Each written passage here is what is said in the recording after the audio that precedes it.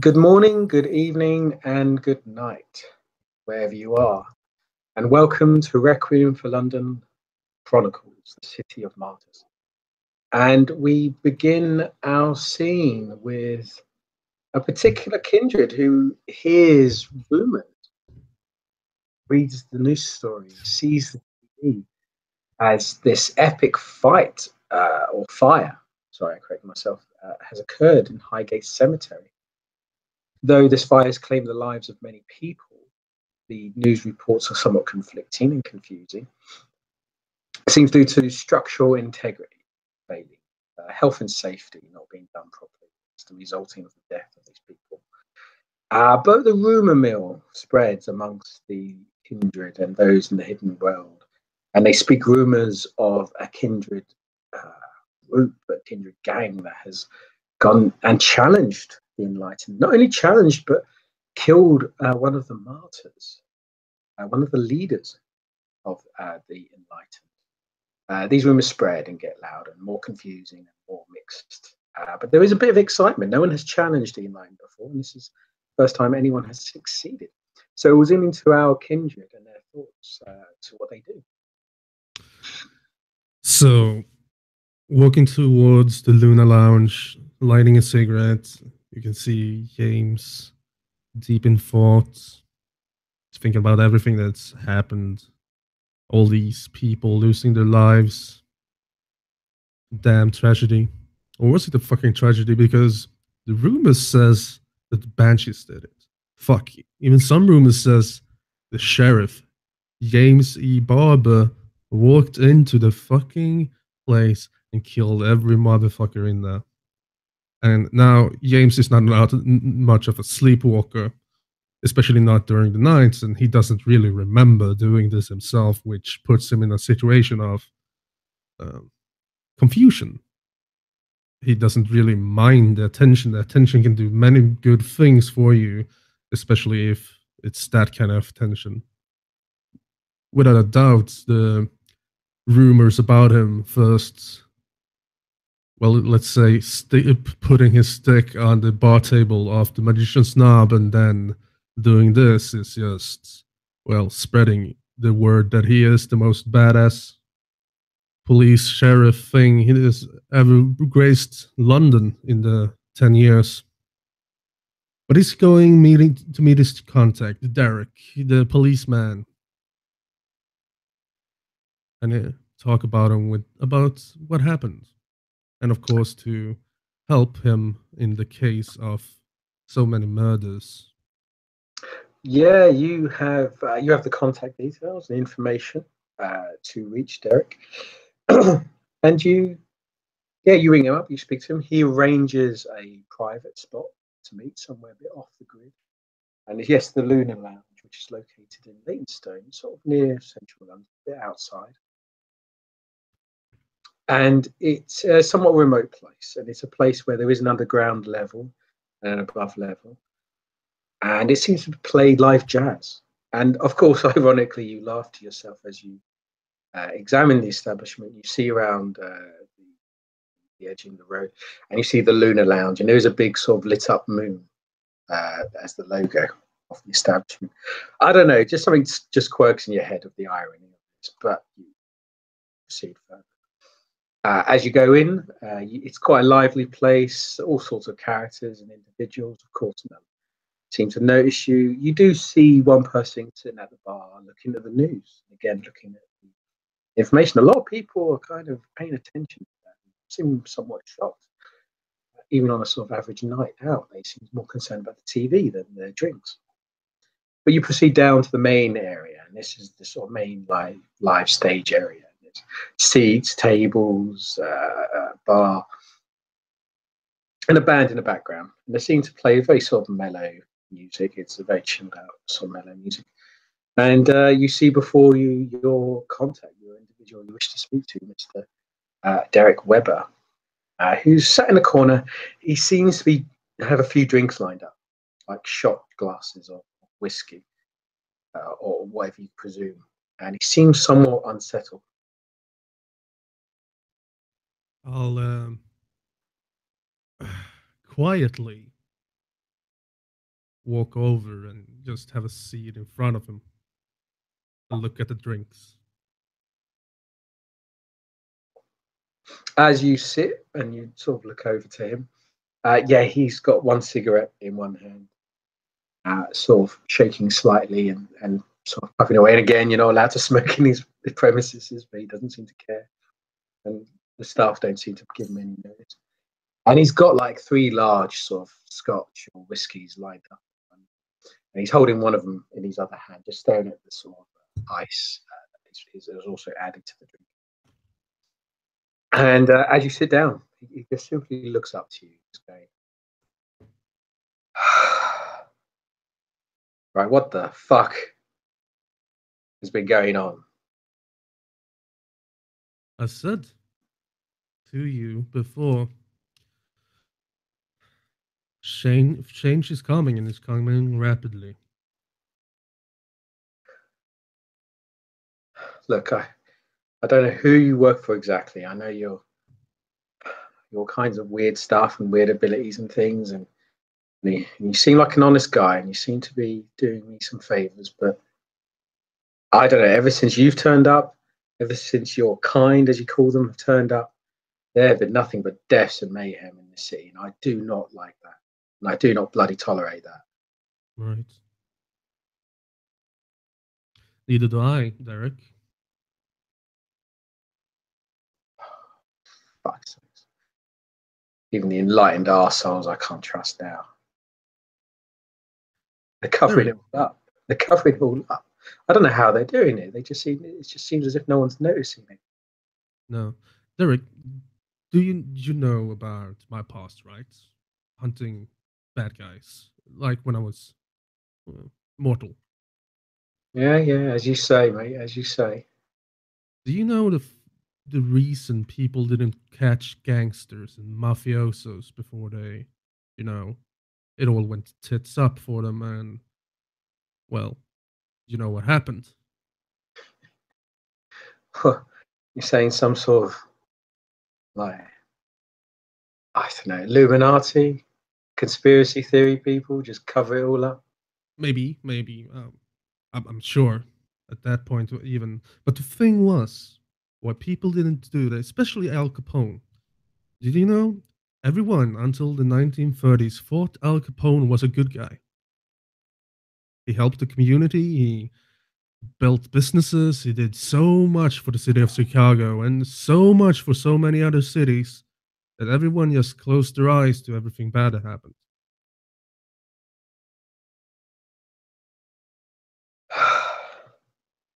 He lets out a big puff, a little huff, massive,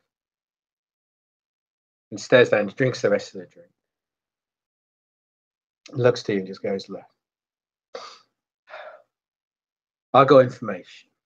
I got stuff to tell you, facts, and I'm on board with you. Someone needs to know about this. Police are keeping it way too quiet. But I need something in return. I need your help in return. With what?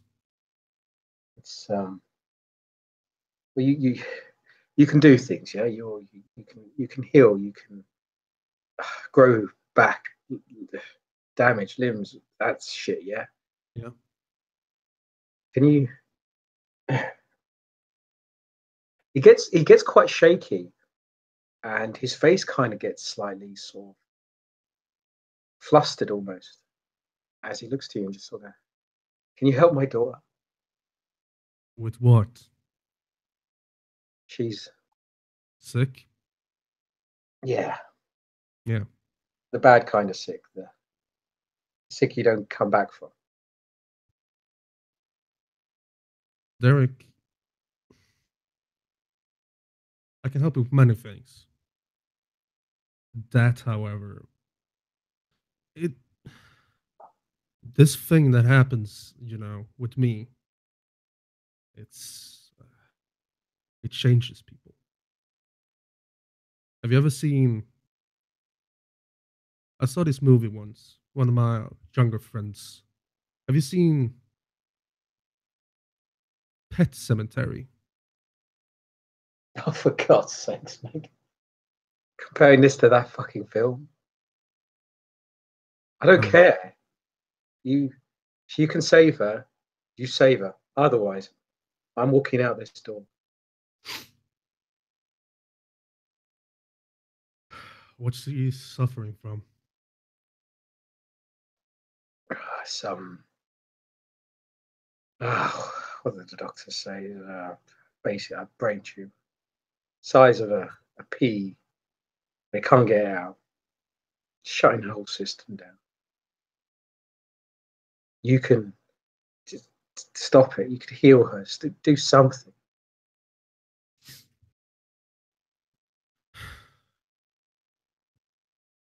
Derek, do you have a car? Yeah, yeah, yeah. Got one outside. Let's go then. Okay. He doesn't question. He sort of just sits up, puts out a cigarette in the finished drink, downs the last drink that he has there, and immediately gets escorts you and gestures Yeah. for you to drive into his car. Yeah. As he's walking out, he extends his hand and says, "I'm driving." He literally looks at you. Fuck off. I'm the law here. Derek, no one else is gonna save your daughter, and no one's gonna be there if you fucking crash into something and die. I'm not gonna die. Let me drive. He looks really doesn't like people driving his car, but yeah, it's for the sake of someone else. So he hands you the keys, gives you the keys. And yeah, I'll follow him out to to the car and Oh yeah, he directs you. He shows you, and it's like I'm trying to think of a London sort of private hospital. Oh no, is it? Oh, I can't remember. We have to London stay Central in Hospital. London Central Hospital. I think there's a London Central University Hospital. Anyway, it's one of the main sort of London hospitals. It's a private one. It's a very expensive, very sort of, very expensive top end hospital. He walks you in, pays himself. The doctors, the nurses all recognise him. They through, and you proceed to the sort of cancer ward, sort of rare cancer ward. It also has sort of genetic diseases as well on the side. But anyway, you proceed further. He escorts you, and he's sort of rushing you through, rushing you in. And he then opens a room, and it's a room that's filled with balloons. It's filled with flowers, toys, other things. This child obviously is loved, and it has this young daughter who is that sort of 12, perhaps 14 years old. It's hard to tell. Again, she looks very thin, very sort of lanky, very sort of. Her features are very sharp and bony, and she definitely does not look well. And you can see the sort of respirator. You can see the sort of. She's not in good condition. I'm just gonna. And as he walks in, this is the first time you see him really humble, really quite soft-footed. He sort of walks around on tiptoes. He takes his coat off. He politely sort of leans over and holds her hand. It's the first time you've seen him very human. He's very tough, and outward appearance is very, very rough. But this is the first time you've seen him. He's like a weak sort of mother that's just sort of crying over. And he murmurs as he walks in the room, and as you sort of perhaps observe and look around, he just simply says, "Since my wife died, it's just been me and her, and I'll do anything for her." Oh, Ja- James look at her and says to Derek, "Derek, can I talk to you outside just a minute?" yeah. Yeah, yeah, sure, sure. He kind of kisses her hand and gestures. I'll be back in a moment, baby. And a tear does come down his eye. A tear does come down his eye. But he brushes away immediately, and he goes outside of you, and he lights up a cigarette. It's in the hospital. He lights up a cigarette. At this point, he will grab his hand and butt out the fucking cigarettes. He And he doesn't stop you. Yeah, he just. and he'll look him straight in the eyes and say, "In a bar, it's okay. I don't like those establishments, but at the fucking hospital, get Yeah, yeah, yourself together." yeah. You're right. You're right, James. You're right. No, yeah, you're right. He doesn't stop it. He This nods. thing, this thing that's gonna happen right now, blood has a immense healing potential. I don't know if it's gonna do anything, but at least it's gonna stop it, and it's gonna give the doctors more time to do everything they can. Even this might even fucking cure her, like a miracle. If you do this, that's it. However, she's gonna change. Not to me, mind you, not like me, but she's gonna ask about me. She's gonna she's gonna want to see me again, and that's fine. She's gonna become strong. Might be able to do some other things as well. Are you really okay with this? And even if this all goes to hell, if it doesn't cure her, I can't keep her alive forever with this. He's uh, he's really thinking, and he does take the weight of what you're saying. He is desperate, but again, he's a man of logic. He's a man of you can see him trying to work this out as if it was a case. He sort of sits back, starts rubbing his thumb across his forehead, and really starts thinking like, I promised her, I promised I'd keep her. I promised I'd keep her. It's like, and it's that moment, and you've seen this before.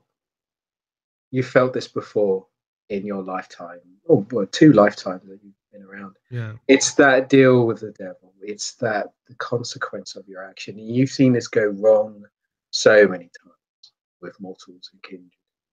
The blood always seems to just go wrong. But there you go. That's just the way it is. The curse wins out always. And you see, he's just sort of thinking, and at this point, he looks to you and just goes, "Anything for Bethany. Anything. I don't care. I'll pay the price. I'll do everything. Just make sure she stays alive." Because she's, even if I continue doing this, she's gonna love me more than you. She's gonna be young forever. And that thing can only get so long. She's only gonna be able to keep that up for 1, maybe 2 years. Then it's all into the shadows after that. I don't care. I made a promise and I'll keep it. I'll pay that price. Just keep her going. Yeah. Shit. I I used to have a son. I would do anything for him. I know. Follow me. And I'm gonna spend 1 blood point to activate Blush of Health and turn on Majesty. Okay. So sorry, just repeat. So you're going to activate your Majesty And Blush of Health. and the Blush of Health. Okay. And he leads you to it. He lets you do what you need to do. And I'll go in and I'll mention for him to just stay by her side by the bed. And I'll sit down on the chair and, ask him to slowly wake her up. As you do, he sort of gestures to her. He kind of just sort of shakes her. I would put up an image, but unfortunately, I don't have an image for his daughter, so we'll just role play this out. So yeah, he shakes her and rolls her, and just sort of, Bethany, come on, there's someone here to see you. Someone who's going to make you better. And she's on quite a bit of morphine. She's on quite a bit of like other sort of drugs or painkillers or something, and she's quite out of it. She's like, oh, Lumpy, is that you? It's just like some sort of cute name she has for her father. Lumpy. who's he? What's happening? I'm so tired. I'm a friend of your dad's. Um, I'm here to make you feel a little bit better. Your dad is a nice man, and he contacted me, and I multiplied to help you. How are you feeling? I'm so tired. I keep telling them to stop, but they keep giving me something. I'm just so tired and I just want to sleep. I'm gonna I'm gonna give you something, and I go over and grab a plastic cup, Hmm. and I Oh yeah, just there's one around. There's one yeah, around. and I just bite down into my wrist, but standing around so she can't see, and I just gonna drip a blood point into that plastic cup. Yeah, she doesn't know. She's not aware of it, and of course, Derek is aware, but he seems more concerned with her. And even if he does notice, he doesn't ask questions.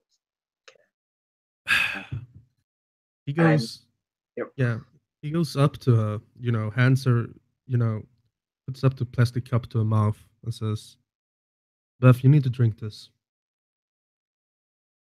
Oh, I don't want to drink more medicine. Just I want to. Just take a sniff of it. Just smell it. It's sweet. It's good. She does. You lean the glass close to her, and you kind of um, she smells it, and actually, yeah, again, it's instantly when she smells it, it's like wow. It's like, well, what is that? That smells amazing. Right? And her eyes even perk up, and nostrils flare, and even the heart monitor next to you starts to beat louder, and her pulse seems to rise. It's as if her body itself is smelling this and going, "This is fantastic, whatever it is." And she immediately starts to gulp it down, and consume it. And I guess I'm gonna spend one willpower as well to make a fucking ghoul. Yes, one willpower to make a ghoul. Yes, it's not only the blood; it's the will itself to to make the blood stable, make the blood powerful. And as you do that, it's so bizarre. She has like you're kind of dead still, your eyes closed. You've done this before, and it's a matter of forcing your curse, forcing your beast on this person, not dominating them per se, but just letting them become a part of you. And as you do this, suddenly she reacts. She kind of and clinches on the side of the railings, and her heart monitor goes up and down, up and down. Derek is a bit shocked and scared. He seems to be holding her, and he has this angry look at you, like, "Oh, if this goes wrong, I'm going to rip your head off," type sort of look. As whatever's happening is happening, and she seems to spasm slightly, but then suddenly she stops. She like relaxes, calms, and the heart monitor stops and calms and beeps, and it's almost like instantaneous. Suddenly, her cheeks brighten, her flesh becomes lighter and warmer. Her skin appears more vitality. Her even her limbs start sort of slightly sort of thicken and grow as not to her exact previous health, but better, a lot better, as she's become powerful. And of course, you smell it, you sense it. That yes, the curse, though damaging, though a curse, it has its benefits. The benefits of life, life eternal. And this scene happens, and she sort of opens her eyes quite brightly and just simply goes, where am I? What's going on? I feel I was in a heavy dream, foggy. I feel really good." And of course, Dex, he starts crying and he's smiling and he's so happy and joyful, and he's just going, "It's okay, baby. It's okay, baby. You'll be a lot better now. Just rest. Just close your eyes. Just rest." And she's sort of like she wants to get up. Like, no, I'm fine. I can get up now. I can start moving. It's this sort of wondrous miracle that's performed. He responds to it to rest. He gestures kind of you to go, like just go. Yeah, I'll just go out and stand in the hallway for a bit. And as you do, like suddenly doctors start emerging, and or a nurse, or say a nurse, a night nurse like emerges. It's at night time, so it'd be late shift. Yeah. So a nurse will sort of rush in because all the certain alarms and things will set off. But he's talking to her, he's talking to him, and a few moments go by, a few minutes or so go by. And at some point, the nurse is still in there, but Derek leaves. Derek exits and looks to you, and it's that look. He's got the coat over his shoulder, and he's happy. He's so happy. He's got this smirk on his face, and it's like he's just been crying heavily, but now he's incredibly happy and joyful. And there is something about it that you've not. What's the word? It's that fate. You've not seen or felt that kind of feeling in such a long time. That kind of joy at the recovery of another person, another mortal from death. It's just something. I don't know. There's a tinge to it. Something nice, I guess, is a good word for it. Mortal, perhaps. And he looks to you, and he just simply puts one hand on your shoulder and just goes, "Thank you, thank you." Oh shit! I think I need to roll humanity. This is I fucking I don't know. It's creating a ghoul humanity test. creating a ghoul of a 12-year-old. God Yes, damn. that is pretty bad. You are low humanity anyway. That's what I'm saying. This sort of stuff, you've seen it before. You've done it before. Yeah. Whether it affects you, I'm not entirely sure. Let me just look up humanity, because you could be a cold son of a bitch anyway. So I have it up. I mean, uh, yeah, it's the humanity scale. Humanity. So you're level 4, so that's like learning a dot correct, impassioned violence, spending a year or more in torpor, surviving a century, accidentally killing, one week of injury. I yep. think it's creating a ghoul is like humanity 8. It's actually And quite feeding hard. from a child, it's humanity But 6. I would say definitely this is like a humanity 5 Yeah. issue, because you're making a child a ghoul, which is pretty dodgy. But you're humanity 4. You know, you've seen this before. You've done this sort of stuff before. It's bad, but and in some ways that's what makes it sad. It's not as if you're upset about what you've just happened or what's occurred. You don't care. You maybe perhaps you realized how cold you've become, how beast like.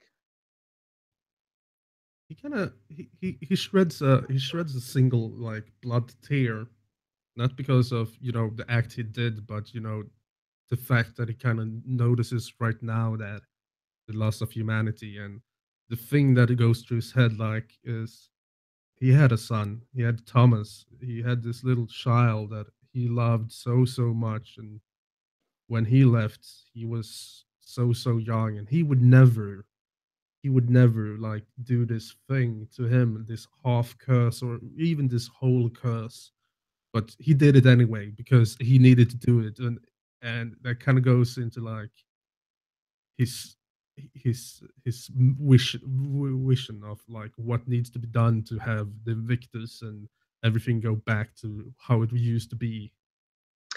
Yeah, the blood calls, that blood bond calls, the duty calls, that sense of you're just nothing more than a cog in a machine. Mortals are but dust and oil that fuels it. These thoughts, these memories, these feelings re-emerge. But it's so sad. It's that feeling of loss of humanity. Not that you're sad about this happening, just the sense of how cold you become.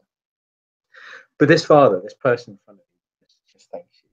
And he kind of takes a sit down on one of the chairs outside in the hallway and just looks to you and goes, "I don't know how you did it.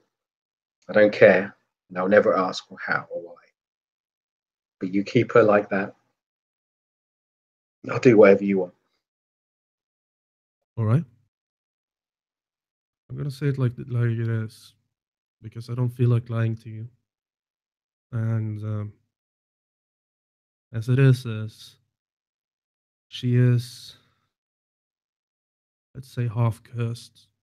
She has some of my abilities, and she's gonna have cravings. She's gonna have things she wants to do. She's gonna, and I'll need to get access to her once a month, and it's gonna be worse and worse after that. So she just needs to keep drinking your Yeah, blood, and then that's it. She just stay this way. forever. He really dawns on him when you mean like forever, like he'll just, and then then questions start to raise in his head now. Things I don't know. He was foggy earlier. It's like forever, forever. She always. She'll always be 12. Never grow up. Never have children. Now, doubt this is the buyer's remorse. Doubt starts to kick in, but he starts just simply going as if pushing it aside, just going, no, that's we'll deal with that when it comes. We'll deal with that when it comes. She's fine now. She's alive now. That's what matters. That's what counts. Yes. No, that's what's important.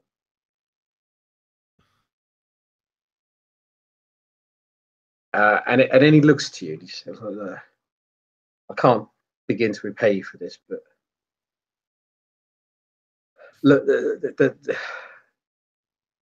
what you told me about the others of your kind here causing troubles, mayhem.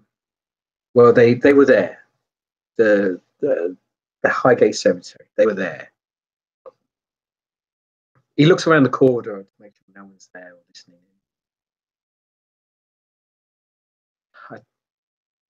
I don't know how they're doing it, but the inline, they got their fingers in everything. The police chief's working for them. The mayor's working for them. I'm sure to God there must be some PMs and other people in there on their payroll or something. The way they just swept this under the rug like it was nothing. That takes power. That takes contacts. I always knew there was someone in charge beneath the shadow of this is big stuff. I even asked some questions or provoke a question.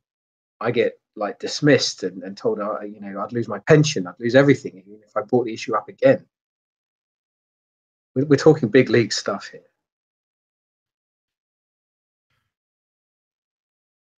Derek, you're under my payroll now, and I'm not gonna let shit happen to you. You can give two fucks about your pension right now. If you do it all well, you wouldn't be needing me to feed your daughter in a while. You'll be considered to be hired. Let's say it like that. Okay, whatever you say, I don't give two flying fucks for those assholes now. They're willing to sell everyone out that quick. I ain't got no loyalty to them. It's just you and me and my daughter. That's all I care about right now. All right. What I know is like this. The word on the street is, I did it. For some reason. Sorry, he laughs a bit at what you said there. And he turns to him and says, oh, you would like to see what 100 years of handling a handgun can do to one like me. He pauses. He kind of nods, raises an eyebrow as if to retract the statement. However, I did not do this. And keep that to yourself. I like the attention. Who I think did this, they're called banshees. And they're like me, but bloodthirsty cannibals. Kill people for such a little reason as they just had a bad mood when they woke up that evening. He looks concerned as he's saying this and just goes like, banshees. And he's like looking, I'm sure I've heard that somewhere before. It's like a criminal gang, some sort of Irish criminal gang. We were investigating something like that years ago. Right. More than 10 years ago? Yeah. Well, coincidences, I guess. See, he sort of scratching his eyebrow again as a gesture when he realizes something, or he's thinking about something, and it's the patterns are, mixing now. The puzzles are coming together. Puzzle pieces are fitting together. My biggest goal in life is to bring order to this city. And when I bring order to this city, kill as many fucking banshees as I can.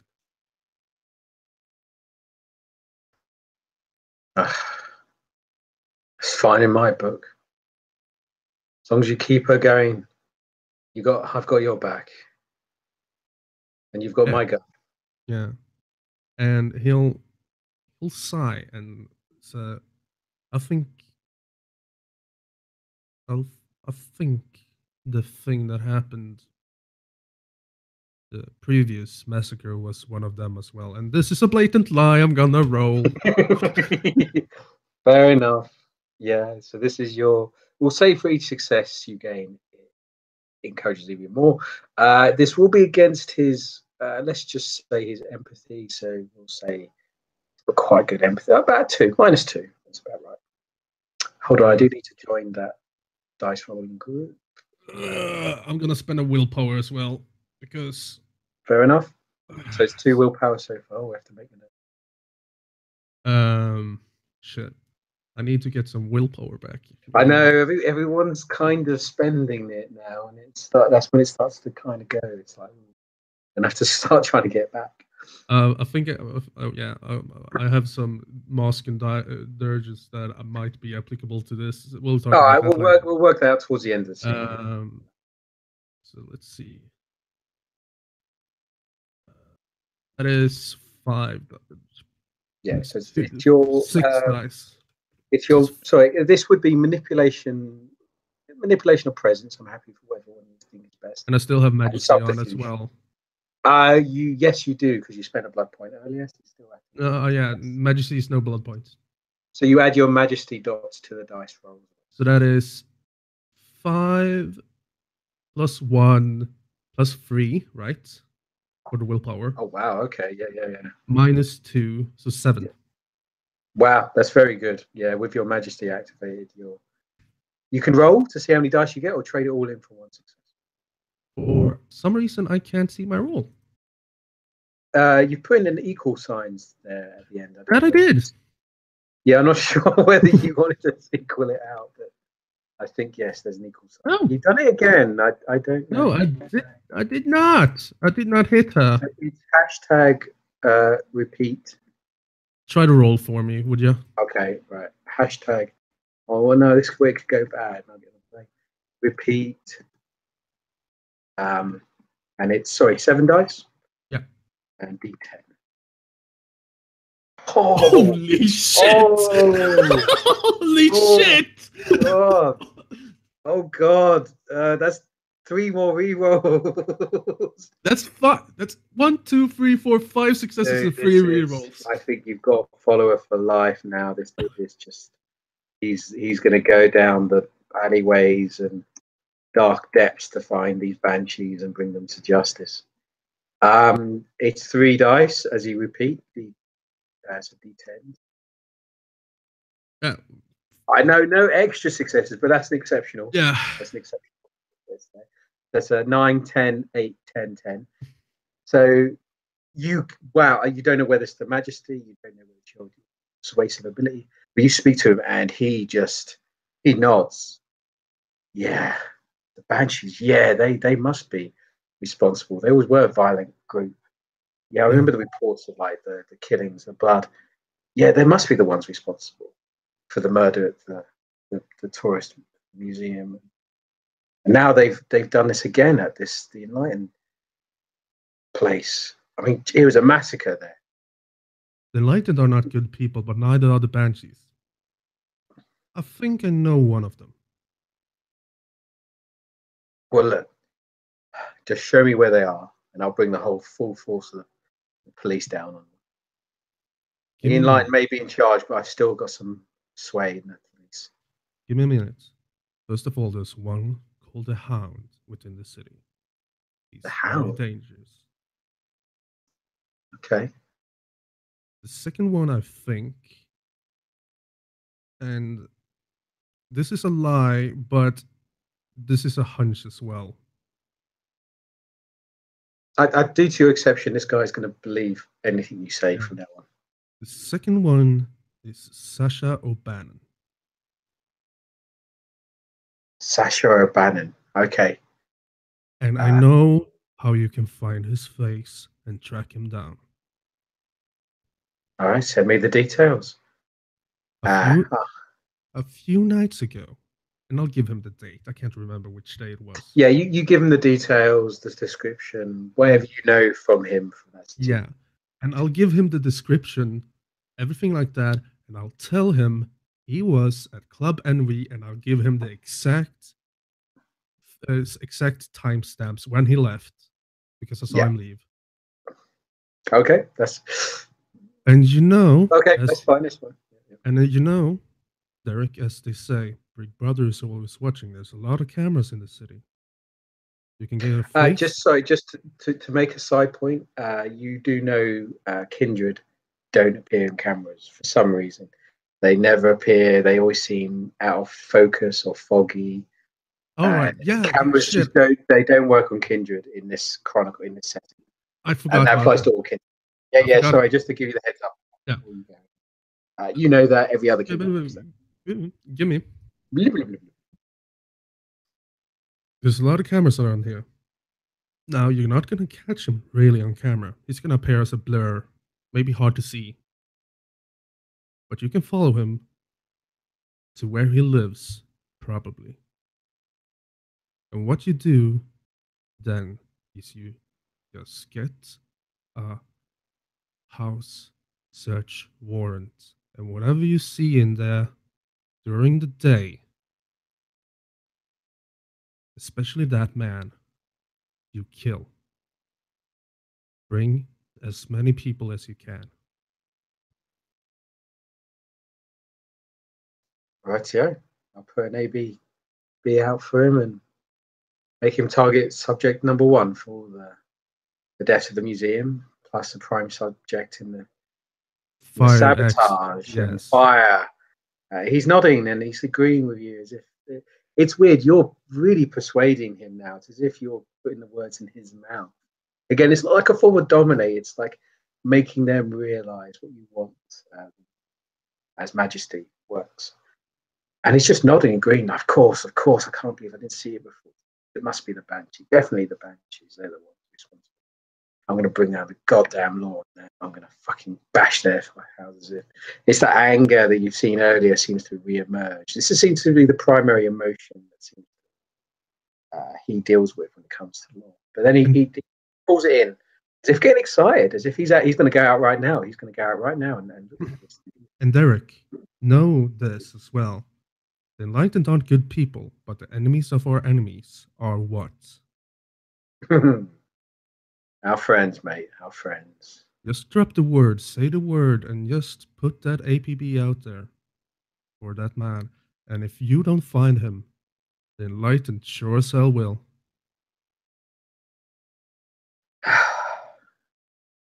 Thank you, James. Thank you. I know you want to do it with your own hands. You're a hands-on person like myself. I see a lot in you. You have great potential. In a few years, hell, you might be one of the people who bring this city to greatness with me. I look forward to that night and that day.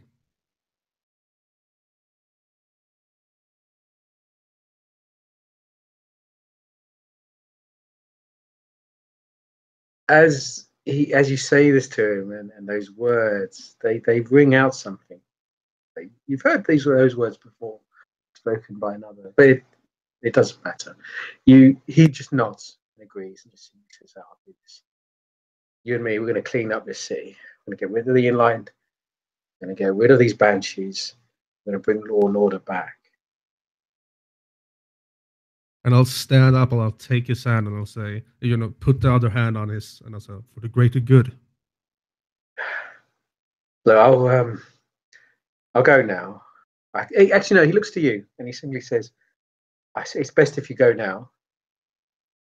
But I'll send you a full report of what happened at the Highgate Cemetery. It's merely copied information. If you spread it, it's just going to be Dust deep, and wind. Yes. falsified, and leaked, but it'll give you the facts at least of what happened there. And I don't know, maybe it'll help chase some loose leads. See if you see something I don't. But we'll work together on this, and we're going to clean this city. Yeah. If there's anything else you need, I'm just a phone call away. I'll be seeing you. And he stands up and Yeah, he leaves. nods. He just gestures for you to go, gives you a wave, and he's quite excited. He immediately kind of gets up to go see his daughter, and to describe Derek, this is the best day of his life. This is a day where finally he sees a chance to actually do something, to have meaning, to actually do something valid for the city once more, to help the city. And his daughter's been given back to him, a fresh start, a new start. With his daughter, he's been ill for so long now, for so many years, a chance to become a father, one of the few things he held on to as a more as a human. And we'll proceed to our individual, our kindred, as he walks away. As James leaves the hospital and looks up, a slight, rainfall begins to fall upon him. He shakes his head, thinks to himself that he is doing exactly what his mother and his new mother did to him. And he feels a little bit sick, but he knows it's for the best of everyone to get rid of the banshees, and in turn, after a while, blow the cover on the entire Enlightened, because in the end, it's for the greater good. And with that, we will happily end scene on this night where a ghoul has been made and a police officer has been inspired. Thank you for watching. Hope you enjoyed the show.